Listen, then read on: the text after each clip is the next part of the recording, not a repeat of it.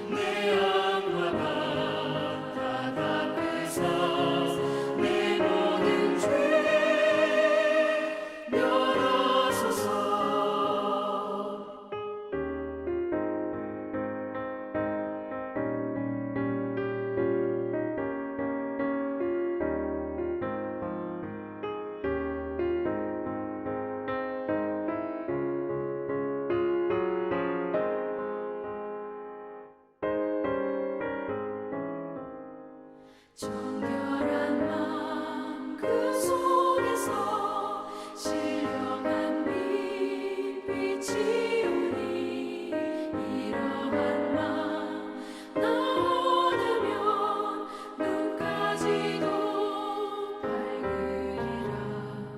물 가지고 날 씻든지 불 가지고 태우든지 내 영과 다 닦으사 내 모든 죄 열어소서.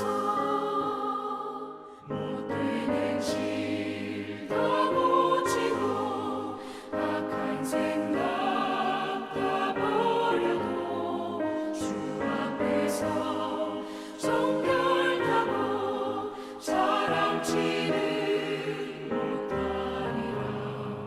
물 가지고 날 씻든지 불 가지고 태우든지 내 영과 다 닦으사 내 모든 죄 열어소서.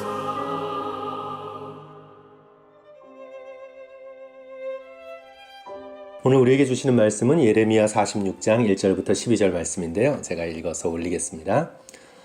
이방 나라들에 대하여 선지자 예레미야에게 임한 여호와의 말씀이라. 애굽에 관한 것이라. 곧 유다의 요시야 왕의 아들 여호야김 넷째 해에 유브라데 강가 갈그미스에서 바벨론의 느부갓네살 왕에게 패한 애굽의 왕 바로 느고의 군대에 대한 말씀이라.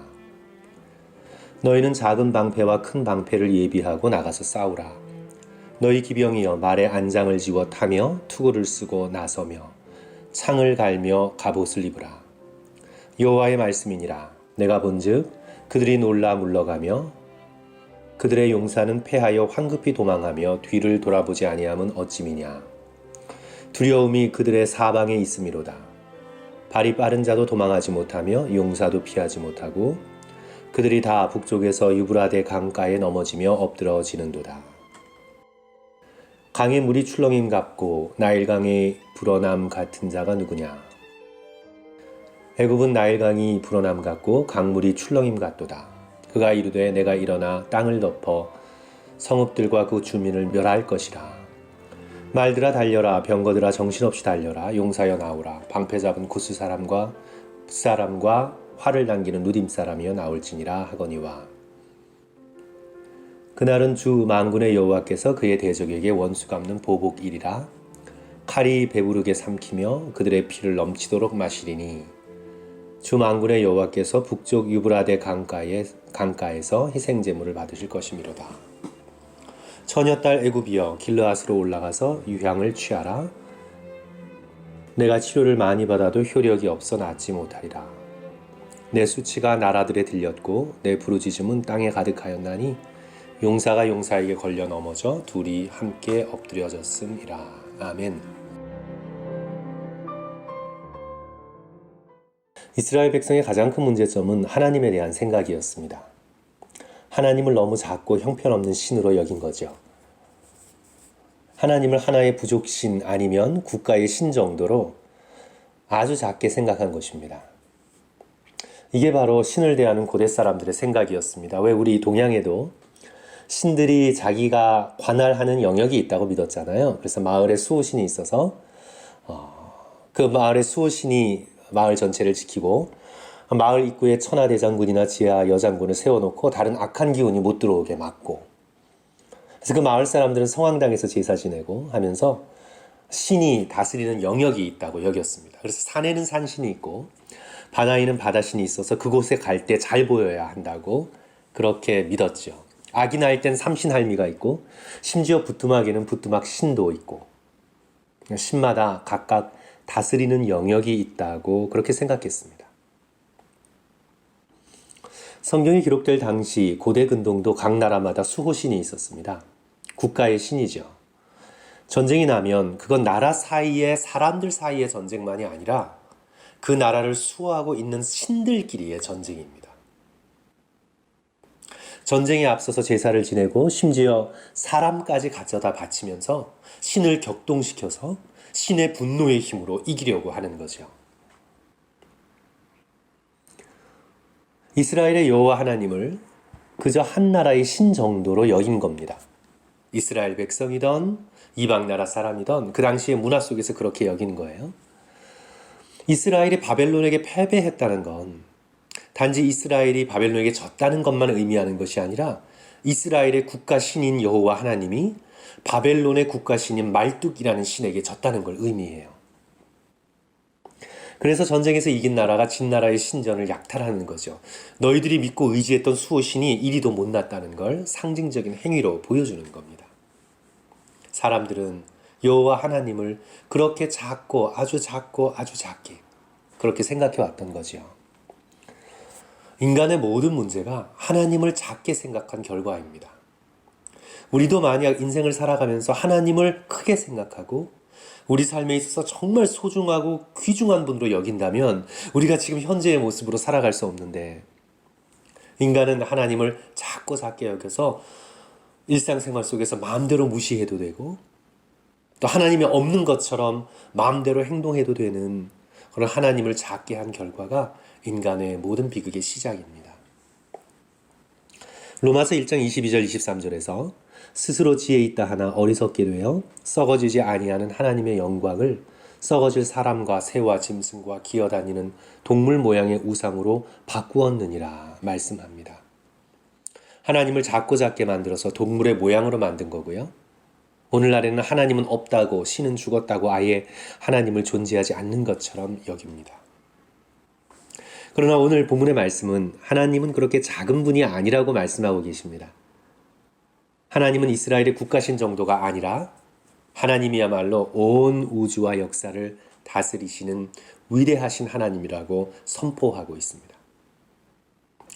만약 하나님이 다스리는 영역이 단지 이스라엘 정도라고 하면 하나님께서는 오늘 본문의 말씀처럼 애굽을 향해 심판을 선포할 수 없지요. 애굽에는 애굽을 다스리는 여러 신들이 있는데 도대체 여호와가 누구이길래 우리 애굽에게 심판을 선포하는가? 그들은 당장 반문할 겁니다. 그러나 하나님은 만유해 주시며 만왕의 왕이십니다. 수많은 나라들이 연합하여서 요동해도 하나님께서는 그것을 보고 그저 코웃음 정도 치실 거리밖에 되지 않는 겁니다. 시편 2편이 성도 여러분 생각나시죠? 어찌하여 이방 나라들이 분노하며 민족들이 헛된 일을 꾸미는가? 세상의 군왕들이 나서며 관원들이 서로 꾀하여 여호와와 그의 기름 부음 받은 자를 대적하며 우리가 맨 것을 끊고 그의 결박을 벗어버리자 하는도다. 이에 대한 하나님의 반응이 어떤가요? 시편 2편 4절 하늘에 계신 이가 웃으시며 주께서 그들을 비웃으시리로다. 하나님이 웃으십니다. 사람들은 바벨론, 애굽, 페르시아 등등의 대제국들을 보면서 와 대단하다 무서워 떨지만 하나님은 웃으십니다. 코웃음 치시는 거죠. 온 우주를 창조하신 광대하신 하나님 앞에 나라들이란 회오리바람 앞에 한 줌의 죄 정도, 겨 정도도 되지 못하고 거대한 파도에 휩쓸리는 작은 모래성만도 못합니다. 그러므로 우리 믿음의 백성은요, 하나님을 작게 여기지 말고 크고 위대하고 영광스러운 분으로 하나님을 알고 하나님을 찬양하고 경외하는 저와 여러분 되어야 되겠습니다.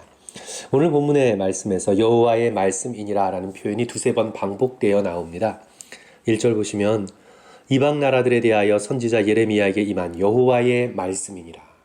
2절도 보시면 끝부분에 애굽의 왕 바로 느고의 군대에 대한 말씀이니라. 5절도 여호와의 말씀이니라. 하나님의 권위가 성도 여러분 느껴지시죠? 어떤 존재의 권위는 말씀의 권위입니다. 집안에서 부모님이 올바로 존경받고 있다면 부모님의 말씀 한마디가 권위가 있습니다. 학교에서 선생님의 말씀은 당연히 권위를 가져야 합니다. 한 나라의 왕의 선포는요, 그대로 이루어져야 하는 권위를 가지고 있습니다. 역사의 무대에서 하나님의 말씀은 절대 권위입니다. 여호와께서 말씀하시니라. 말씀하시면 이루어집니다. 애굽의 심판을 말씀하시면 애굽이 심판을 받아 멸망합니다. 바벨론에게 심판을 선포하시면 선포하신 대로 바벨론이 멸망하게 됩니다. 사랑하는 성도 여러분, 우리의 이 더덥고 짧은 인생을 끝내고 우리 모두가 하나님 앞에 섰을 때 하나님의 말씀 한마디 한마디가 우리의 운명을 영원히 결정할 것입니다. 불법을 행하는 자들아, 너는 내게서 떠나가라. 내가 도무지 너를 알지 못하노라. 이 한마디시면 그것으로 우리는 끝입니다. 하나님의 말씀을 감히 막아설 존재가 하늘과 땅에 없습니다. 그러나 하나님께서 우리를 보시고 또 예수 그리스도의 십자가의 보혈의 공로를 보시고 저와 여러분을 향해 내 사랑하는 자여, 너를 위하여 예비한 잔치에 참여하는 자가 되라 말씀하시면 그것으로 우리의 모든 것은 달라지게 됩니다. 아직도 이 은혜의 시대에 하나님의 말씀이 저와 여러분의 귀에 울려 퍼질 때 우리 모두 잘 듣고 그 음성을 기뻐하면서 우리의 소망을 하나님께 두는 저와 여러분 되시기를 주님의 이름으로 간절히 축원합니다. 오늘 말씀을 조금만 더 살펴보면 애굽은 무척 교만했습니다. 애굽이 왜 교만했냐 하면 나일강이라는 그런 정말 엄청나게 크고 긴 젖줄과도 같은 그런 강이 있었기 때문입니다. 이 나일강은 범람을 했는데 그렇게 넘치면 주변 땅이 옥토가 돼요. 그리고 거기에서 무엇을 심든지 정말 10배, 100배 거두게 되는 그런 삼각주, 나일강의 삼각주의 옥토가 되죠. 그래서 이집트는 부강했습니다. 그래서 나일강은 애굽의 자신감의 원천이었고 교만의 근거였습니다. 그 누구도 우리를 건드리지 못한다. 근데 하나님께서 하나님을 등진 사람들의 교만을 꺾으시지요. 오늘 8절의 말씀입니다. 애굽은 나일강이 불어남 같고 강물이 출렁임 같도다. 그가 이르되 내가 일어나 땅을 덮어 성읍들과 그 주민을 멸할 것이라. 그들이 의지하고 자랑했던 바로 그 나일강이 넘쳐서 저들을 멸할 것이라고 말씀합니다. 그러니까 자기가 붙들고 있었던 하나님을 등지고 교만하게 되었던 바로 그것이 너희들 심판하는 도구가 될 것이다. 물질에 대한 교만이 우리 가운데 있다면, 학식에 대한 교만이 우리 가운데 있다면, 또 성공과 외모에 대한 교만이 우리 가운데 있다면, 그것 때문에 하나님을 멀리하고 영원히 타락하게 된다면 우리는 결국 그것으로 인해 멸망하게 되는 어리석은 자가 되는 거죠. 약한 것보다 강한 것에 대한 교만으로 실패하게 됩니다. 다시 한번 오늘 말씀을 통해 저와 여러분의 영혼에 교만이 없는지 함께 돌아보면서 우리 자신을 점검하시는 복된 하루 되시기를 주님의 이름으로 간절히 축원합니다. 성도 여러분, 말씀을 맺습니다. 여호와 하나님께서 얼마나 크고 위대하십니까?